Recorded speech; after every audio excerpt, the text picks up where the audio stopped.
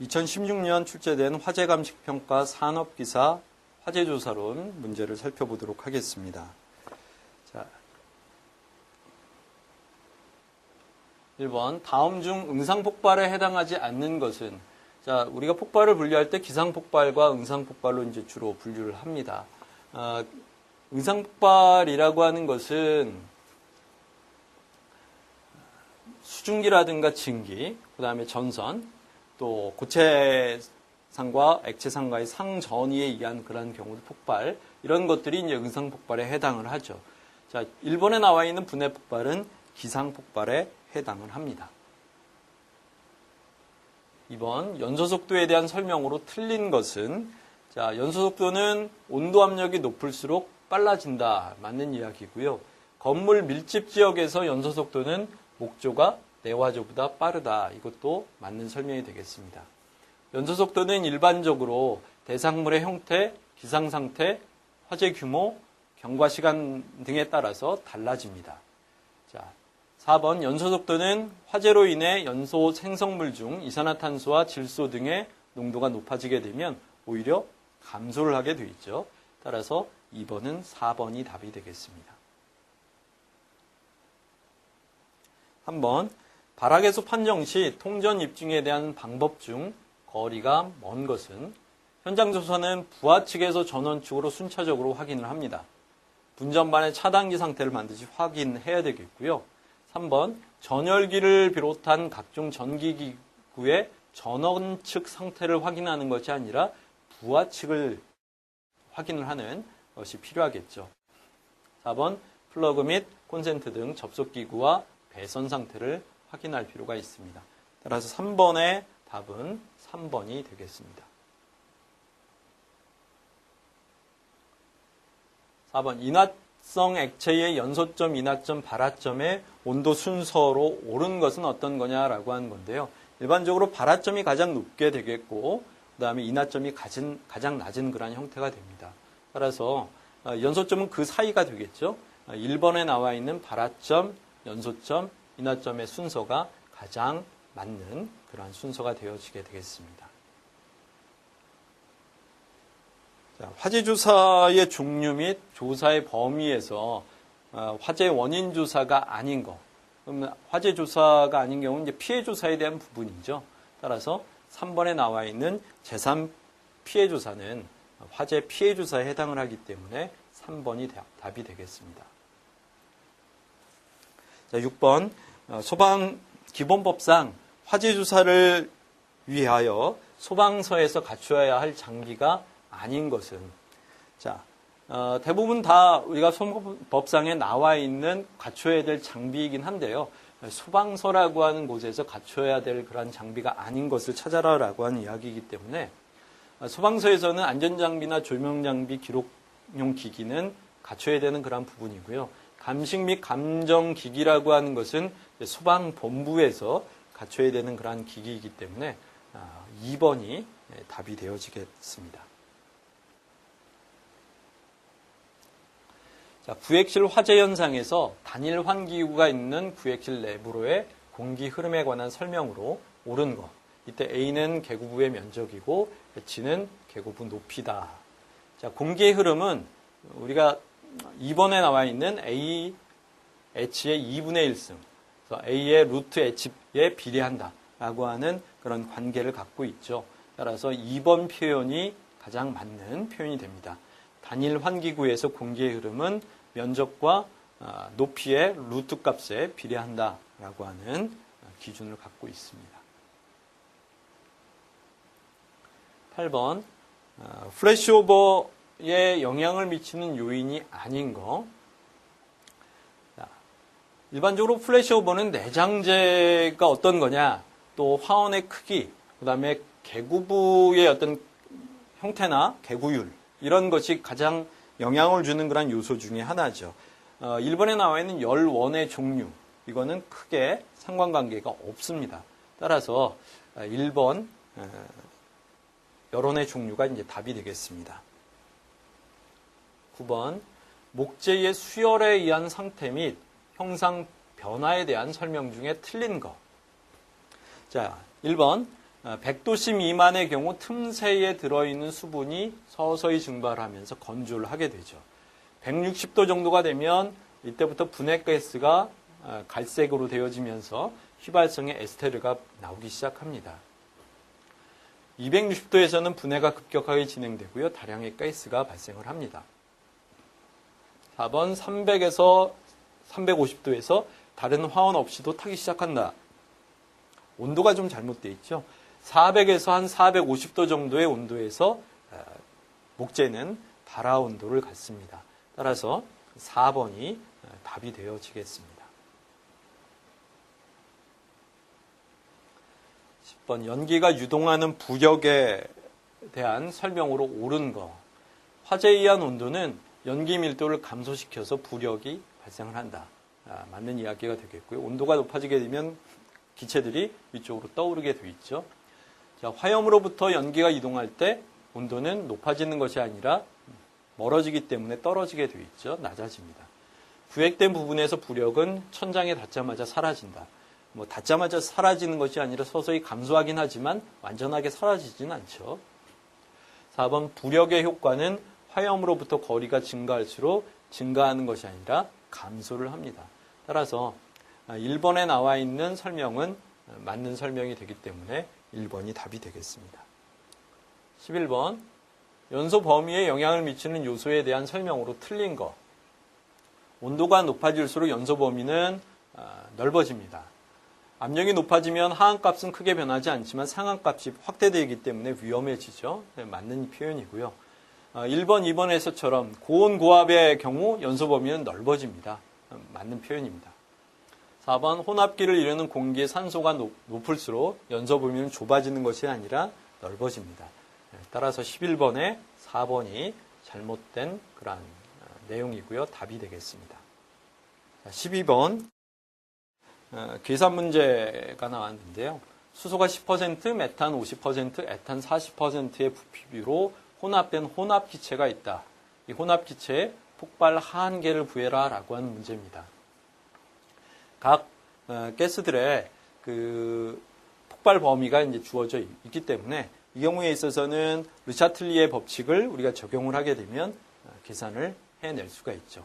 르샤틀리의 법칙에 의해서 수소, 메탄, 에탄이라고 한 10%, 50%, 40% 존재하는 물질의 하한값을 넣고요. 각각의 기체들의 폭발 하한계 값을 넣어주게 되면 값을 구할 수가 있습니다. 계산해 보면 3.87이라고 하는 그런 값이 얻어지게 되죠. 자, 블레비 현상의 발생 메커니즘 순서로 옳은 거. 블레비라고 해서 BLEVE, 그래서 Boiling Liquid Expanding Vapor Explosion이라고 하는 증긴 폭발의 그러한 모습인데요. 그 메커니즘이라고 하는 걸 보면 주변에서 이제 화재가 발생을 하거나 또는 액체의 온도가 이제 그 화재로 인해서 액체의 온도가 상승을 하게 되죠. 그러면 그 액체의 온도의 상승으로 인해서 보관하고 있는 용기의 어떤 연성이 파괴가 되겠고요. 결국은 그 액체 자체가 급격하게 끓게 되면 액격 현상이 발생을 하게 되고 그것에 의해서 용기의 취약 부분이 취성이 파괴되어지면서 폭발하는 형태가 이 블레비 현상의 모습이죠. 따라서 그것을 설명하고 있는 것이 1번이기 때문에 메커니즘은 답이 1번이 되겠습니다. 자, 14번 다음 그림은 연소가 종료된 상황이다. 화재가 진행된 방향은 어느 쪽이냐라고 하는 부분입니다. 일반적인 그 나무 목재 마루라고는 볼 수가 있겠는데요. A라고 하는 부분, B라고 하는 부분, C, D라고 하는 그러한 방향이 설명이 되어져 있고, 그 위쪽은 탄화가 되어져 있다라고 해서 이제 까맣게 표시가 되어져 있습니다. 이 얘기는 위쪽에서 화재가 진행돼서 아래쪽으로 내려왔다라고 하는 그런 표현이기 때문에 B에서 A 쪽으로 화재가 진행되어졌구나라고 하는 것을 설명을 하고 있죠. 따라서 14번은 2번이 답이 되어지겠습니다. 자, 15번. 연소 생성물 중 일산화탄소는 인체 내 헤모글로빈과 결합하여 산소의 운반 기능을 약화시켜 질식하게 하는 가스이다. 1에서 3분 내로 사망시킬 수 있는 공기 중 일산화탄소의 농도는 얼마냐라고 하는 건데요. 사실 뭐 요거는 뭐 그 각각의 그 농도의 상황에서의 어떤 값을 좀 알고 계셔야 되는 그런 부분인데 1분에서 3분 내에 사망할 수 있는 그런 농도는 1.28%가 해당이 되어집니다. 따라서 15번은 4번이 답이 되겠습니다. 16번 상온 상압에서 프로판 1kg을 완전 연소시키기 위해서 공기는 몇 kg이 필요하냐라고 하는 일종의 좀 계산 문제라고도 볼 수가 있겠는데요. 이때 공기 중에 산소 농도의 질량비는 23.15%다라고 하는 내용인데 개선 과정을 좀 살펴보면요. 프로판의 완전 연소 방정식은 5몰의 산소가 필요하고 이산화탄소와 수증기가 발생한다라고 하는 얘기입니다. 이 반응식에서 1몰의 프로판이 완전 연소하기 위해서는 5몰의 산소가 필요하다라고 하는 이야기입니다.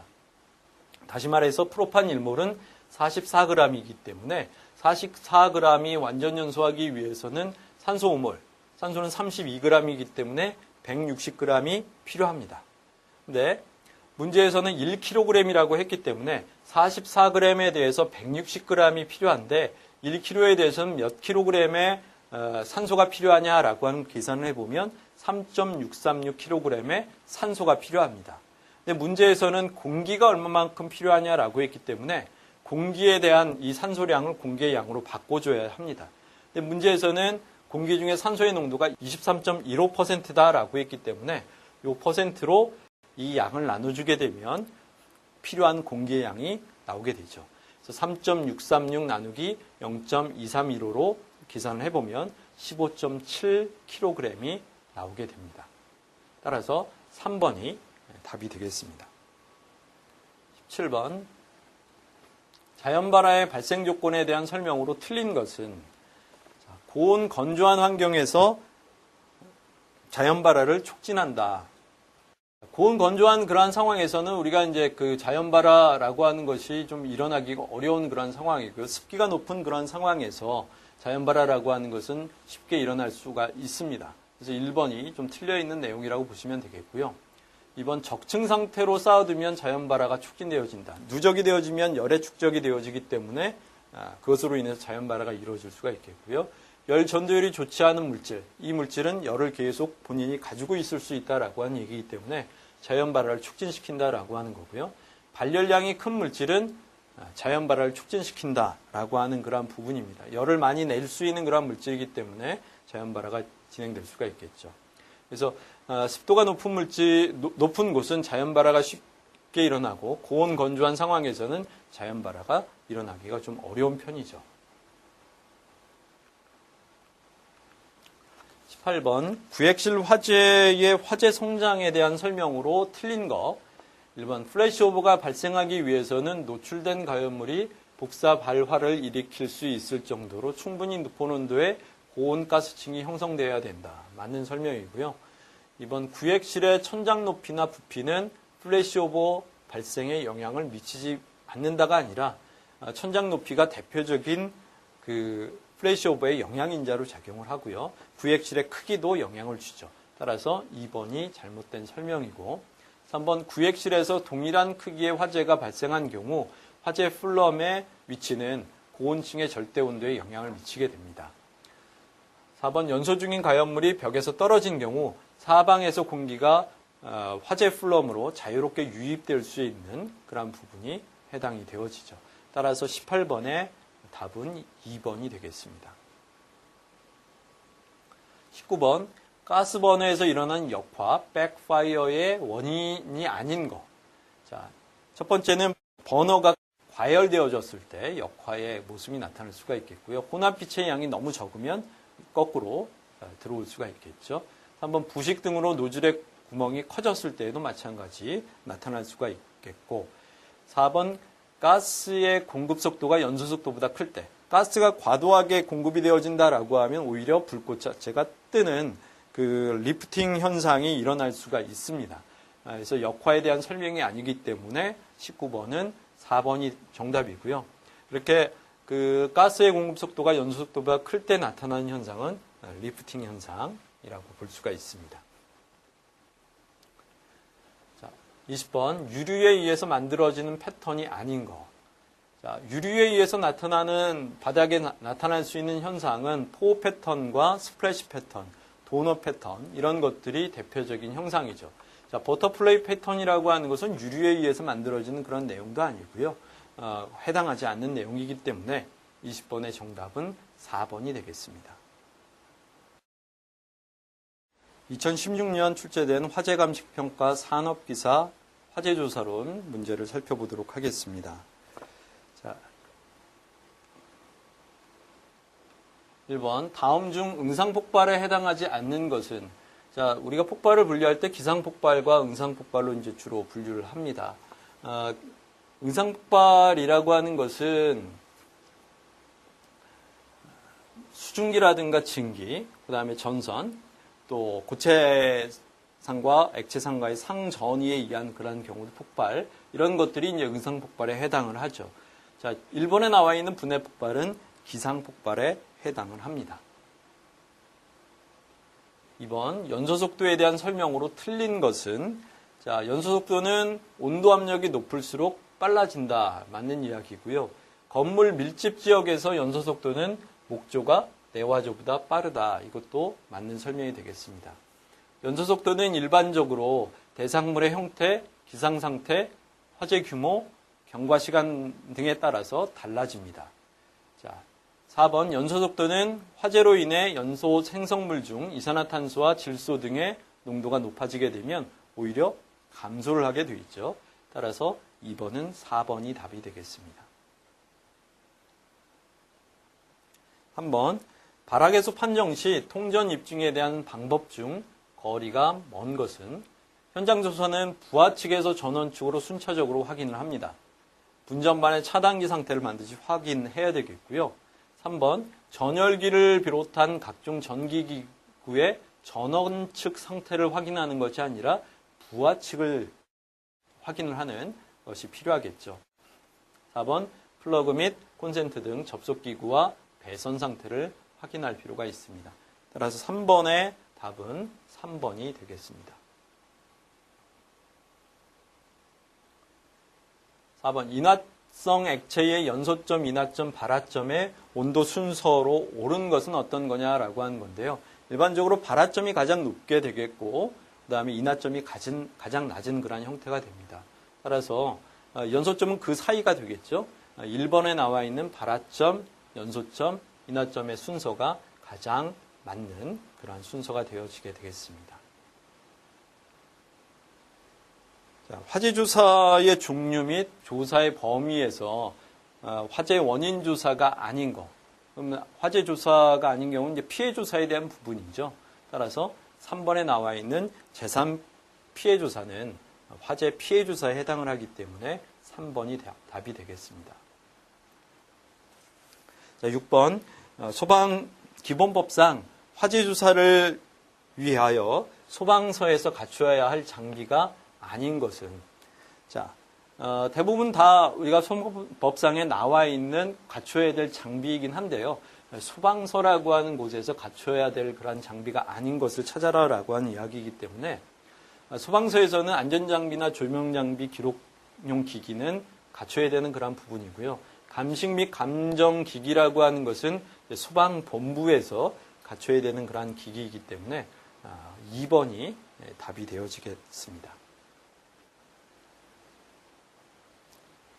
자, 구액실 화재 현상에서 단일 환기구가 있는 구액실 내부로의 공기 흐름에 관한 설명으로 옳은 거. 이때 A는 개구부의 면적이고 H는 개구부 높이다. 자, 공기의 흐름은 우리가 2번에 나와 있는 A, H의 2분의 1승, A의 루트 H에 비례한다 라고 하는 그런 관계를 갖고 있죠. 따라서 2번 표현이 가장 맞는 표현이 됩니다.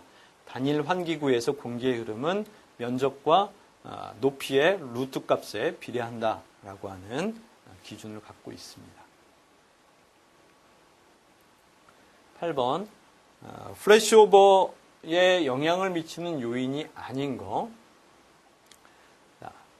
일반적으로 플래시오버는 내장재가 어떤 거냐, 또 화원의 크기, 그 다음에 개구부의 어떤 형태나 개구율, 이런 것이 가장 영향을 주는 그런 요소 중에 하나죠. 1번에 나와 있는 열원의 종류, 이거는 크게 상관관계가 없습니다. 따라서 1번 열원의 종류가 이제 답이 되겠습니다. 9번 목재의 수열에 의한 상태 및 형상 변화에 대한 설명 중에 틀린 거. 자, 1번 100도씨 미만의 경우 틈새에 들어있는 수분이 서서히 증발하면서 건조를 하게 되죠. 160도 정도가 되면 이때부터 분해가스가 갈색으로 되어지면서 휘발성의 에스테르가 나오기 시작합니다. 260도에서는 분해가 급격하게 진행되고요. 다량의 가스가 발생을 합니다.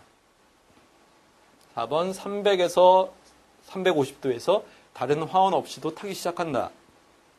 온도가 좀 잘못되어 있죠. 400에서 한 450도 정도의 온도에서 목재는 발화 온도를 갖습니다.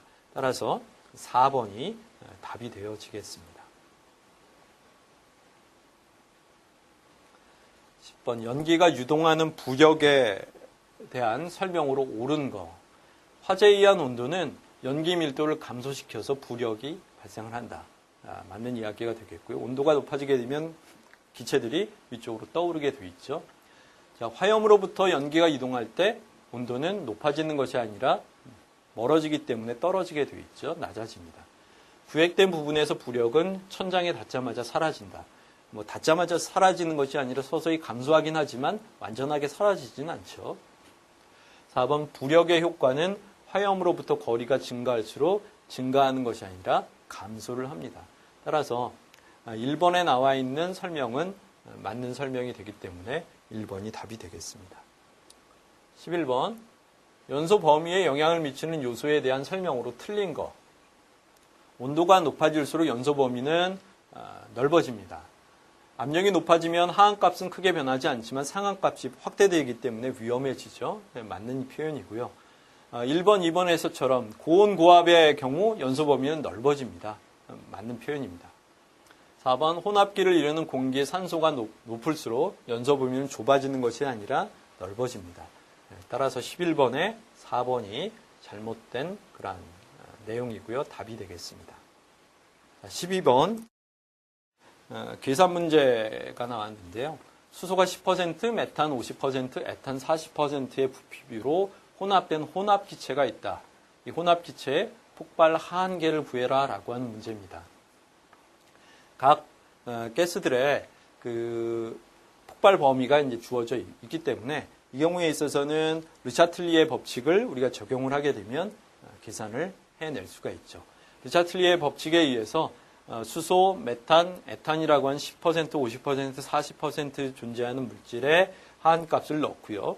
각각의 기체들의 폭발 하한계 값을 넣어주게 되면 값을 구할 수가 있습니다. 계산해 보면 3.87이라고 하는 그런 값이 얻어지게 되죠.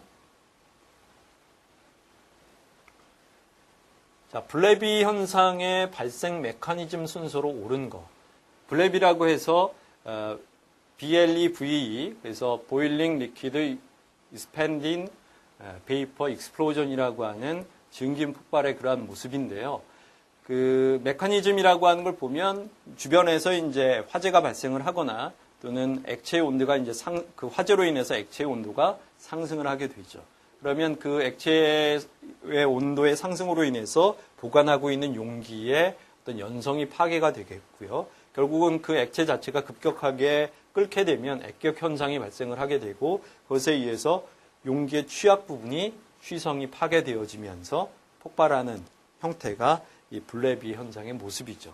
따라서 그것을 설명하고 있는 것이 1번이기 때문에 메커니즘은 답이 1번이 되겠습니다. 자, 14번 다음 그림은 연소가 종료된 상황이다. 화재가 진행된 방향은 어느 쪽이냐라고 하는 부분입니다.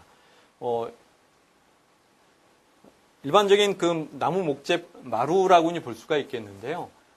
A라고 하는 부분, B라고 하는 부분, C, D라고 하는 그러한 방향이 설명이 되어져 있고, 그 위쪽은 탄화가 되어져 있다라고 해서 이제 까맣게 표시가 되어져 있습니다. 이 얘기는 위쪽에서 화재가 진행돼서 아래쪽으로 내려왔다라고 하는 그런 표현이기 때문에 B에서 A 쪽으로 화재가 진행되어졌구나라고 하는 것을 설명을 하고 있죠. 따라서 14번은 2번이 답이 되어지겠습니다. 자, 15번.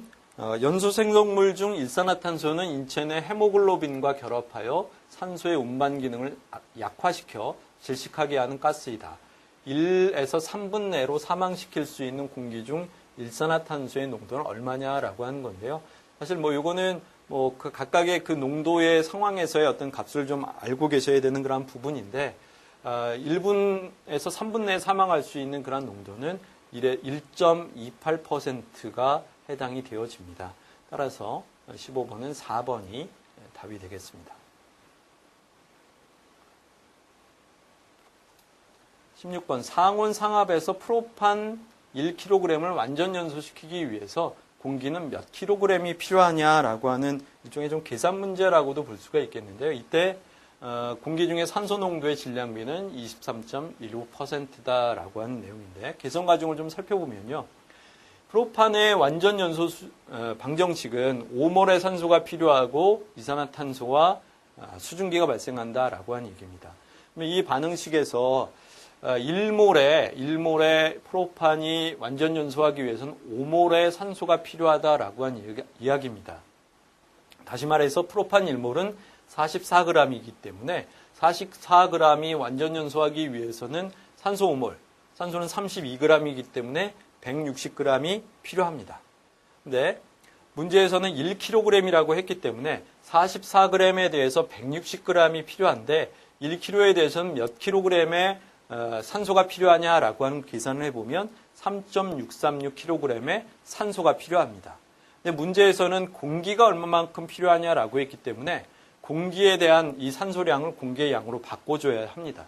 근데 문제에서는 공기 중에 산소의 농도가 23.15%다라고 했기 때문에 이 퍼센트로 이 양을 나눠주게 되면 필요한 공기의 양이 나오게 되죠. 그래서 3.636 나누기 0.2315로 계산을 해보면 15.7kg이 나오게 됩니다. 따라서 3번이 답이 되겠습니다.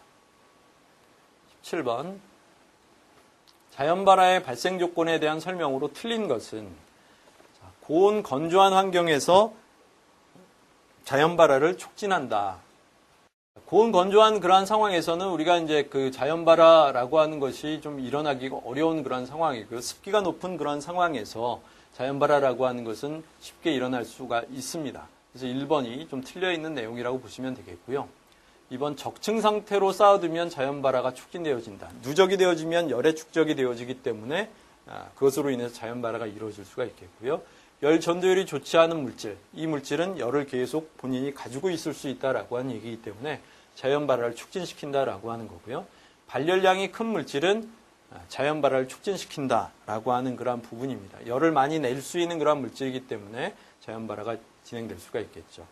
그래서 습도가 높은 곳은 자연발화가 쉽게 일어나고 고온 건조한 상황에서는 자연발화가 일어나기가 좀 어려운 편이죠. 18번. 구획실 화재의 화재 성장에 대한 설명으로 틀린 거. 1번. 플래시오버가 발생하기 위해서는 노출된 가연물이 복사 발화를 일으킬 수 있을 정도로 충분히 높은 온도의 고온 가스층이 형성되어야 된다. 맞는 설명이고요. 2번. 구획실의 천장 높이나 부피는 플래시오버 발생에 영향을 미치지 않는다가 아니라 천장 높이가 대표적인 그 플래시오버의 영향인자로 작용을 하고요. 구획실의 크기도 영향을 주죠. 따라서 2번이 잘못된 설명이고, 3번. 구획실에서 동일한 크기의 화재가 발생한 경우 화재 플럼의 위치는 고온층의 절대 온도에 영향을 미치게 됩니다. 4번. 연소 중인 가연물이 벽에서 떨어진 경우 사방에서 공기가 화재 플럼으로 자유롭게 유입될 수 있는 그런 부분이 해당이 되어지죠. 따라서 18번의 답은 2번이 되겠습니다. 19번.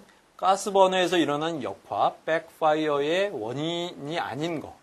자, 첫 번째는 버너가 과열되어졌을 때 역화의 모습이 나타날 수가 있겠고요. 혼합빛의 양이 너무 적으면 거꾸로 들어올 수가 있겠죠. 3번. 부식 등으로 노즐의 구멍이 커졌을 때에도 마찬가지 나타날 수가 되겠고 4번 가스의 공급 속도가 연소 속도보다 클 때 가스가 과도하게 공급이 되어진다라고 하면 오히려 불꽃 자체가 뜨는 그 리프팅 현상이 일어날 수가 있습니다. 그래서 역화에 대한 설명이 아니기 때문에 19번은 4번이 정답이고요. 이렇게 그 가스의 공급 속도가 연소 속도보다 클 때 나타나는 현상은 리프팅 현상이라고 볼 수가 있습니다. 자, 20번 유류에 의해서 만들어지는 패턴이 아닌 거. 자, 유류에 의해서 나타나는 바닥에 나타날 수 있는 현상은 포 패턴과 스플래시 패턴, 도넛 패턴 이런 것들이 대표적인 형상이죠. 자, 버터플레이 패턴이라고 하는 것은 유류에 의해서 만들어지는 그런 내용도 아니고요. 해당하지 않는 내용이기 때문에 20번의 정답은 4번이 되겠습니다.